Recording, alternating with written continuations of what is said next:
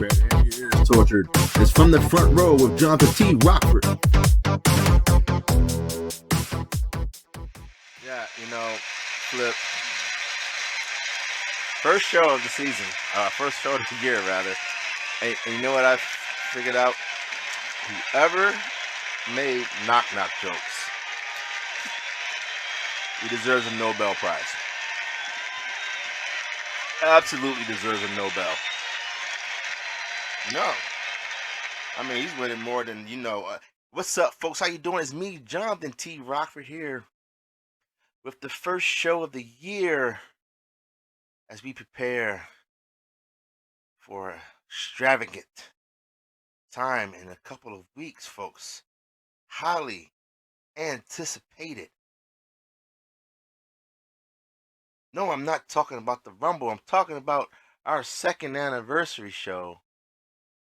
It's going to be phenomenal. Dare I say, unforgettable.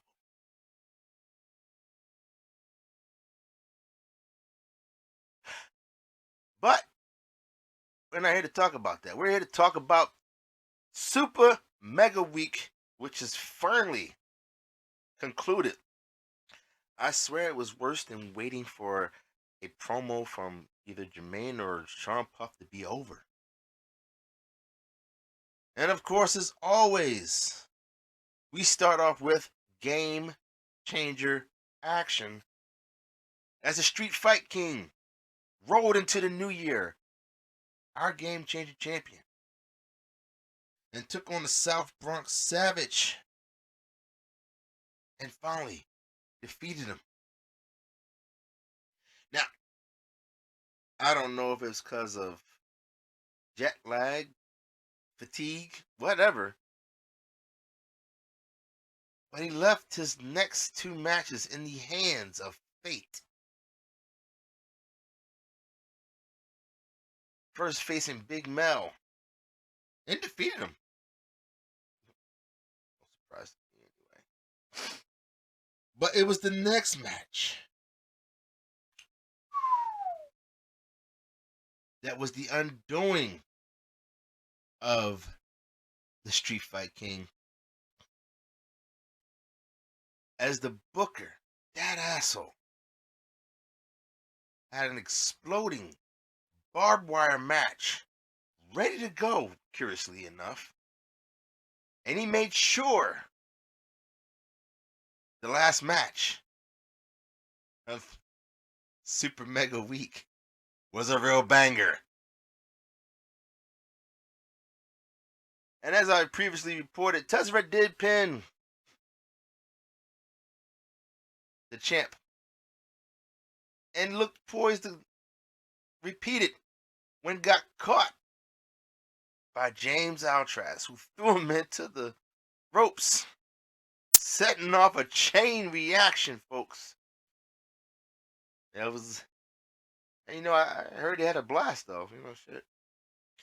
But congratulations to our new Game Changer champion, James Altras of the agency, and one half of the tag team champs. Now, folks, we do start the year off. We have no Bruno matches, amazingly enough. However, the first three matches, all those guys went on commentary. So, sitting on commentary, we had the Emperor 2K and Namalene providing commentary for our Latin audience. Abish providing commentary for the idiots out there, because he speaks plain idiot. And the American Joker, newcomer. All three were awarded wins. And their prize was sitting down on commentary.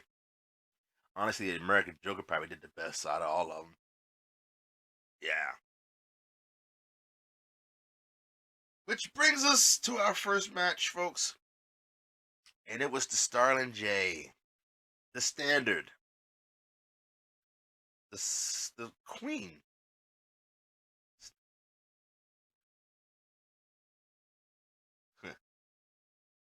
Facing Fat Thomas. And I swear, I don't think that ring was big enough to hold the two of them. Starling's ego and Fat Thomas's stomach.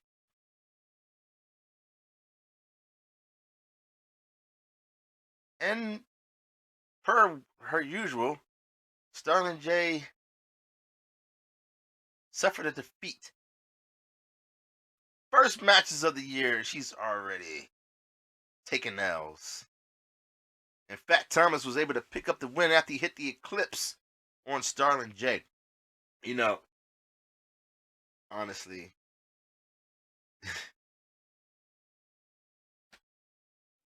I don't know how she couldn't see that coming. I mean, that dude's pretty big. Now, our second match, it was the Super Champion King versus the Idol, Steve Sampson. And after the end of the year disappearing that, the Super Champion did show up and defeated handily the Idol. I wonder who his idol. I bet you his idol is Starling J.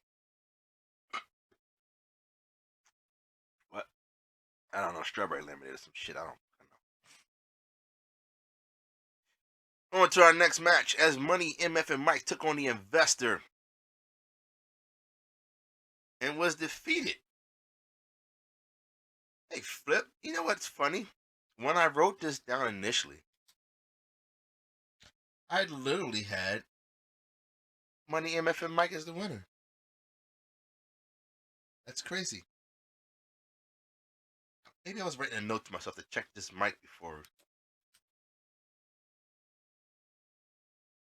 So we're going to fix that in the book, folks, because the book is law. Once it's in the book, it's there.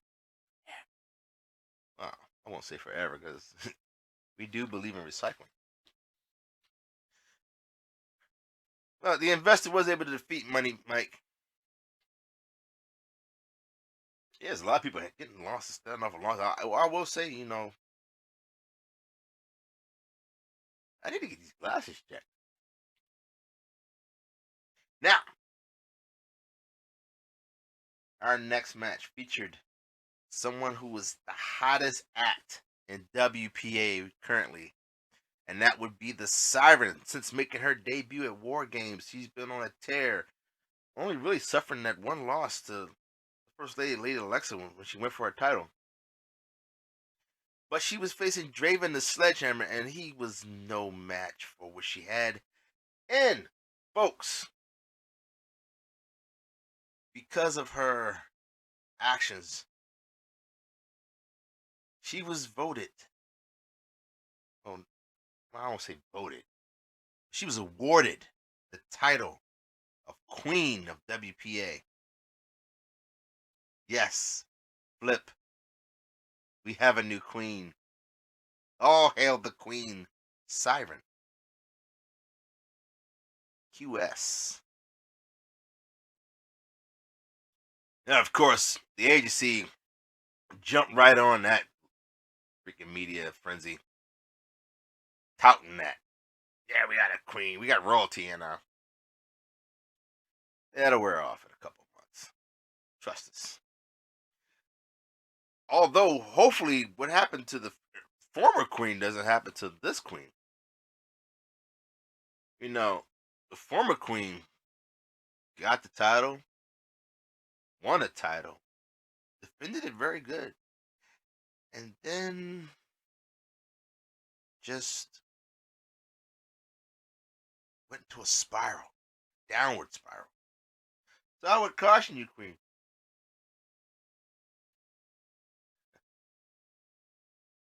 Stay on your P's and Q's. So after all our singles matches, we started moving into the meat and bread of WPA, and that is #1 contender matches and title shots. And our first #1 contender match was for the Triple Threat Championship, and it was match 1, Casper 2779 versus Captain Mexico versus Polish Power. His initials are PP. Hey, Flip, speaking of which, you remember Pew Pew? Little Pew Pew. You remember Little Pew Pew? Yeah, him. Yeah. Wonder what he's up to. Uh, yeah. Anyway, Polish Power was able to pick up the win, pitting none other than Casper 2779, giving him his first disappointment of the year.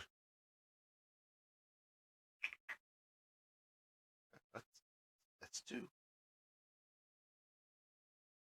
Now, our next match featured Wolf Knight versus Quanty Fist versus the Wraith. After a while, the Wraith looked like he just like said, fuck it. He didn't really care anyway. Wolf Knight pinned Quanty Fist. You know, that guy needs to really pick it up. You know, I was going to say this would be his year, but then he starts off with a loss. He starts off getting pinned. New year, same you. Now, our next number one contender match is for the Tag Team Championship, and it was Killer Goon's Big Mel and the sponsored athlete taking on the Forgotten One, Matty Ice.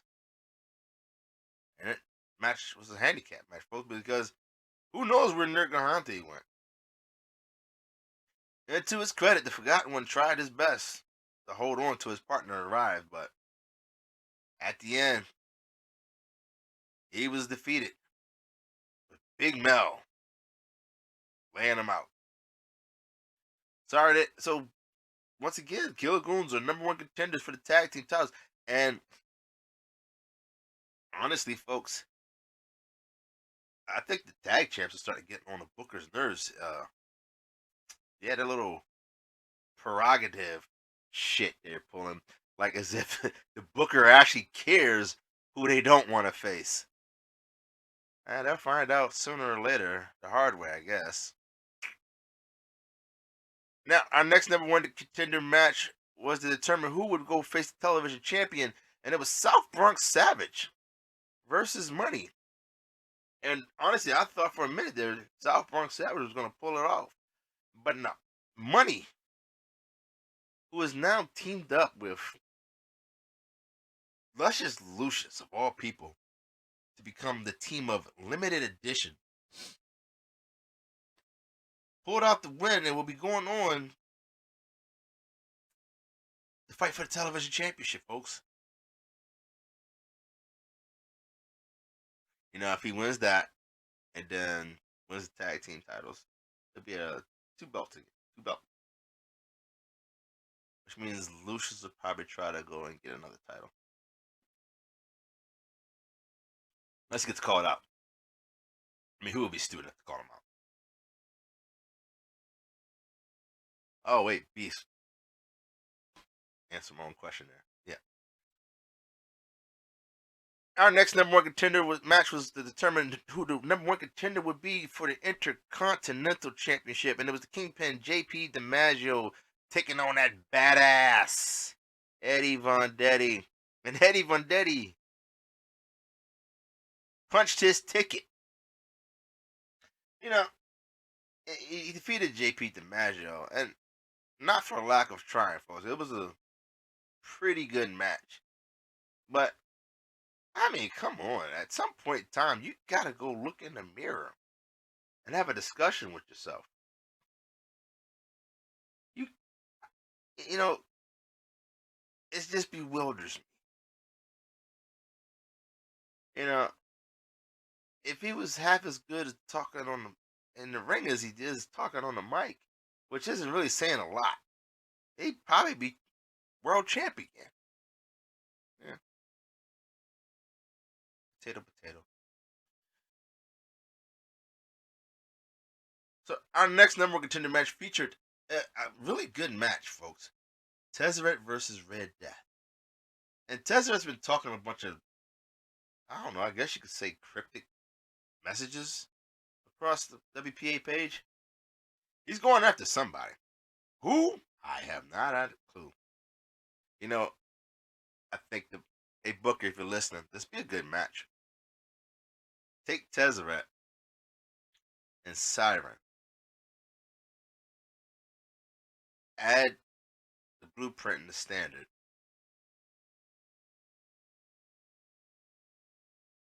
And then we need what? Kingpin and the First Lady. And just for shits and giggles, let's just throw the bulletproof crew in there. I mean, they're not a couple, but hell, that'd be a 4-way match there.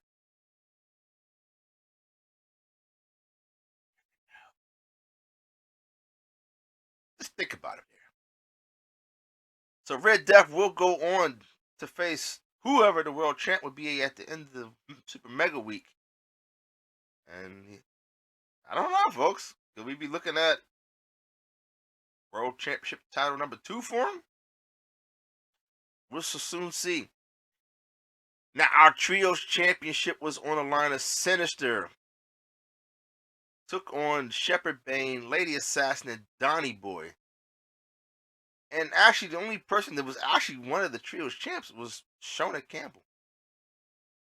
And, you know, they enlisted the aid of the Beast to keep him busy. And Johnny Rocco, who is known to be a pretty good tag team specialist. And in true fashion, Sinister won when Shona pinned Shepherd Bane, who for some reason was late to the match. Makes you wonder what would happen if he had actually showed up on time. I would give it to Lady Assassin. She tried everything in her power to help lead that team to a win. Some things just ain't meant to be. Now, our Triple Threat Championship was on the line. It was Needles Kane taking on Brass Hole and the Messiah. And Messiah looked poised to win until he started doing some other shit. Started celebrating too early, and Needles Kane grabbed him and threw him out the ring and pinned the Brass Hole to retain his title. You know, I will say, his little dance was kind of funny. He danced a little jig. He was celebrating. That's what happens when you celebrate too early. You know, pick up the win first. I'm pretty sure he'll talk about that on the show.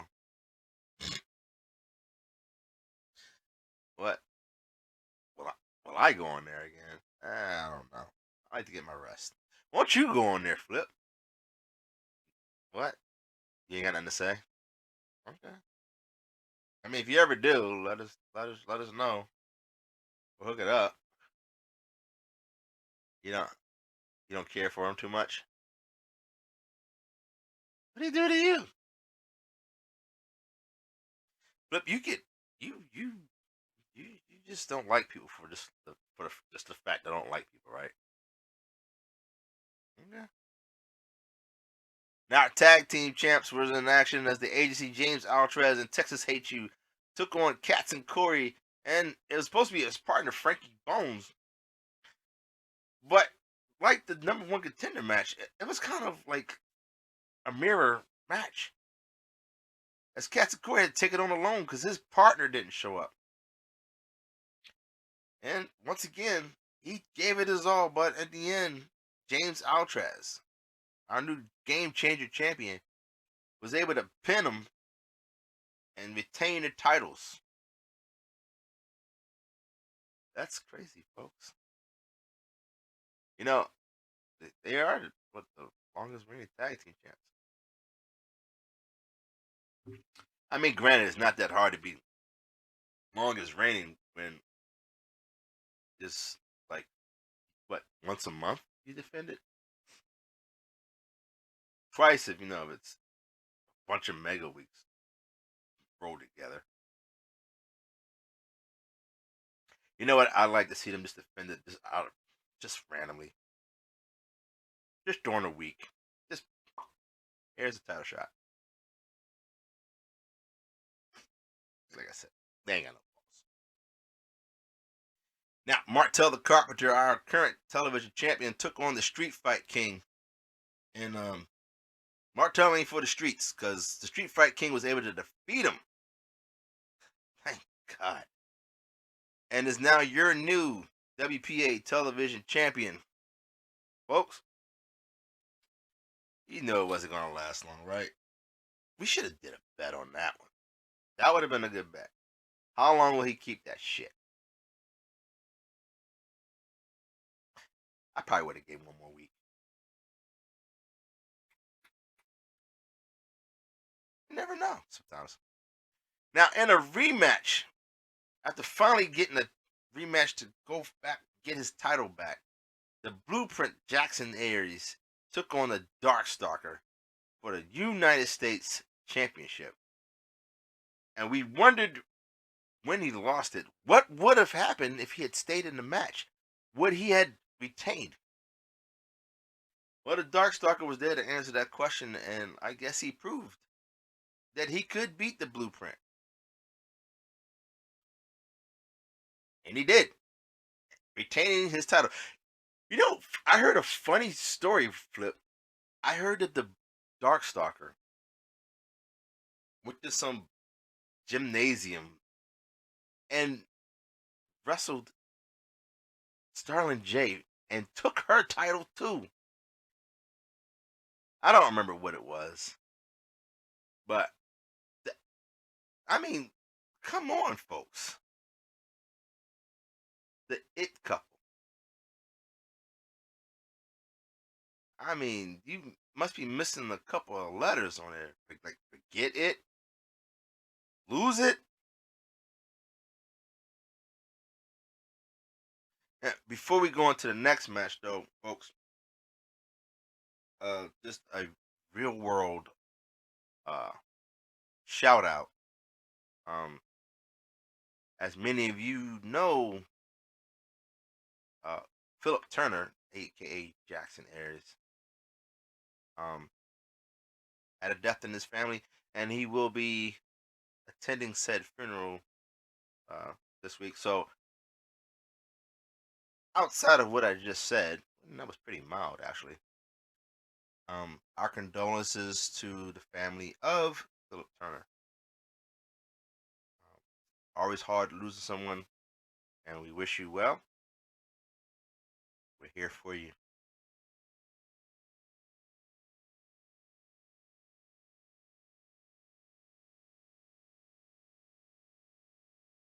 You know, it's always kind of hard to move on after that. I should save that match for last. But the show must go on, folks.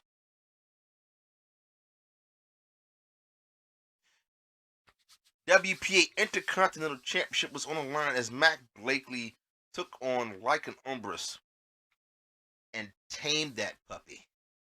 Yes. We're rooting for Mac Blakely.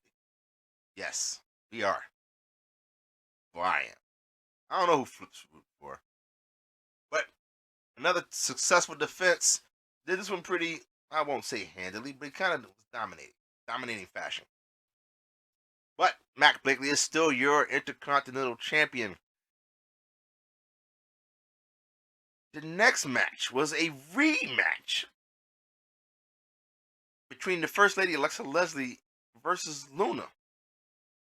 And the first time they fought, she took the First Lady's title. And we said, it's no way lightning strikes twice. But it did, folks.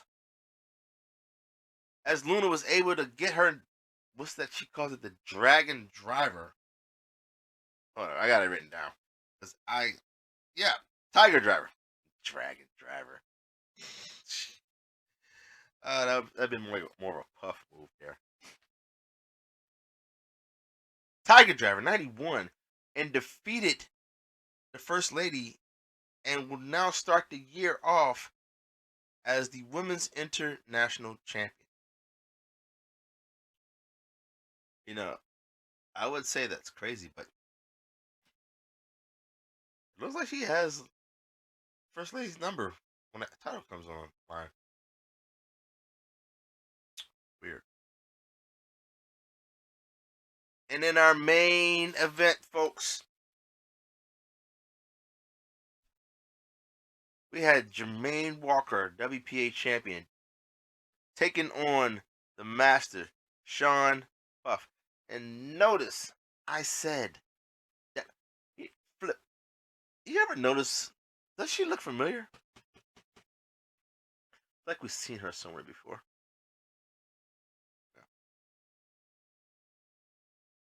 Notice I said the WPA champion took on the Master Sean Puff.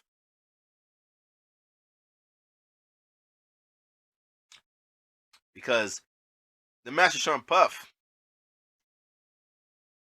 proved Jermaine Walker right, folks.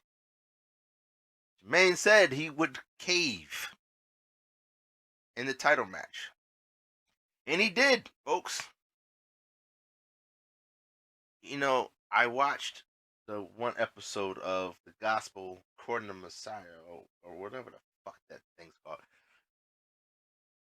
And someone on there said, if Puff could keep it close and then kill it at the end, he'd have a chance. Well, Jermaine Walker must have been watching that. He made sure Puff had no chance in hell of defeating him. You know, what does he do now? I mean, that guy he's been trying to get a match with Jermaine Walker for a title forever. Finally gets it. And chokes. Couldn't handle the pressure, I guess. But if you notice, other than Big Mel and LeMasters, the rest of the Killer Goons lost. 2-week period. All of Sinister won. And if I could remember everyone in the agency, actually, I would say, wait, no. Well, there's only 2 of them. Oh, 3 of them in there. They all won. The Order. Not so.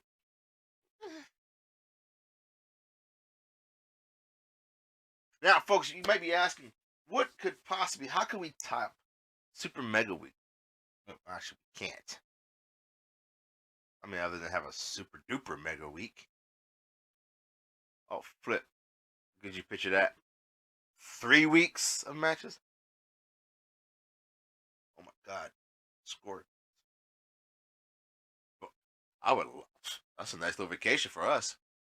But there is a rumor there, folks. With Royal Rumble coming up, folks, sources are saying that admin is thinking about giving second chances.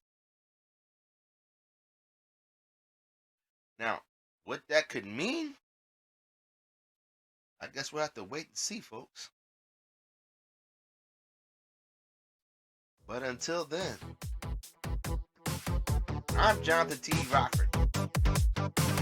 Johnathan, not Johnathan.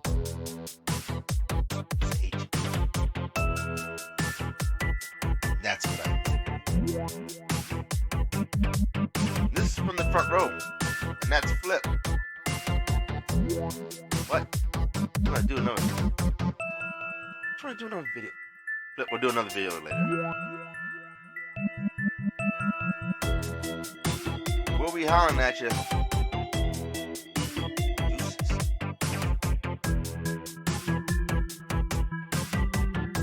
So no. Yeah, it looks like that little fucking doll, doesn't it? No. So I heard through the grapevine that Booker's talking about doing this one match.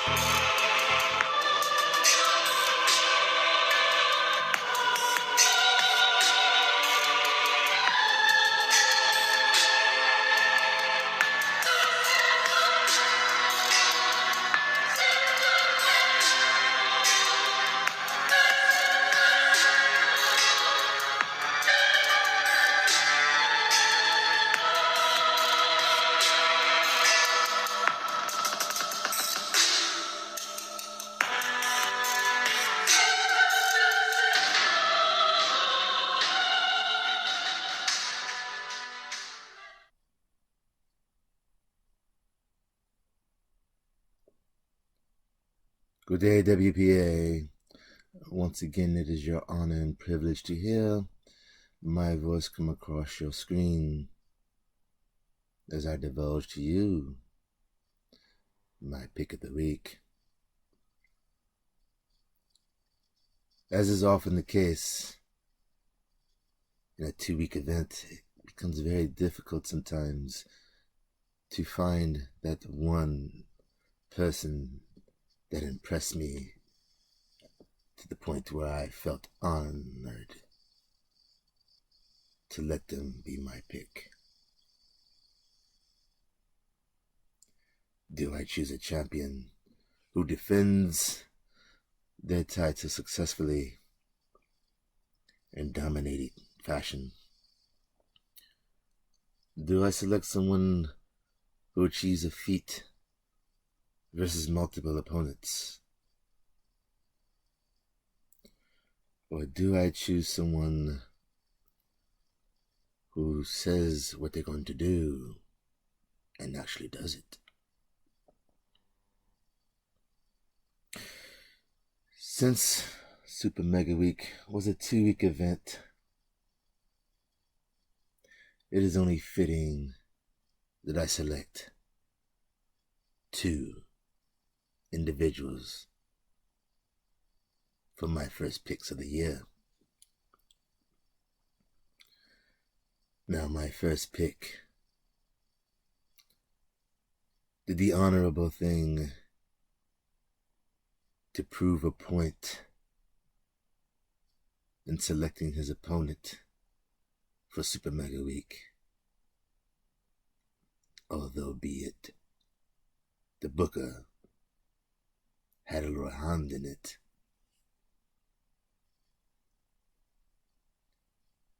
So my first pick is, surprisingly, the United States champion, the Darkstalker, who returned to his dark ways to vanquish his challenger, the Blueprint, and prove that whether he had been in a match or not, it made not a difference. And he retained his title. Credit to the Blueprint for putting on a good fight through adversity.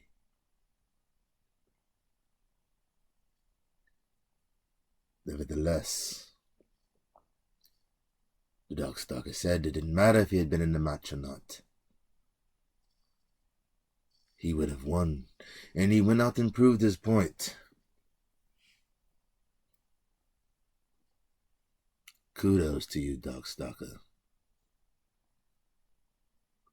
I must have inspired you by placing you in my year-end picks.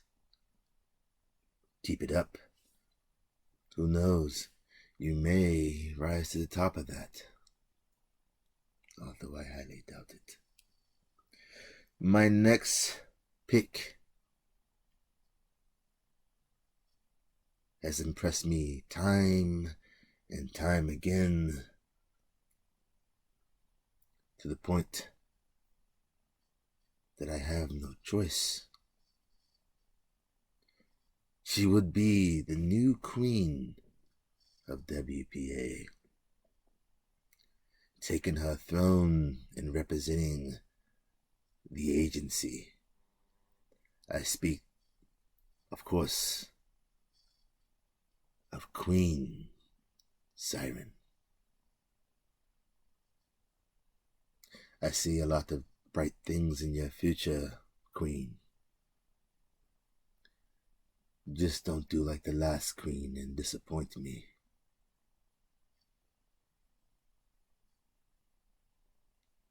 It is a very challenging task to outlast 5 other opponents and be declared the queen of WPA. We shall see how long you hold that title, of course. Your next step is to gain a title, though. That will definitely place you high in the rankings. And that is all I have. My apologies for the late post. I know Johnathan wanted to get this out yesterday. But like I said, it becomes a taxing effort when you have so many competitors doing impressive things. I could have picked a bevy of individuals, but those two should feel honored, as they were at the top of my list. Until the next time, Happy New Year and good day.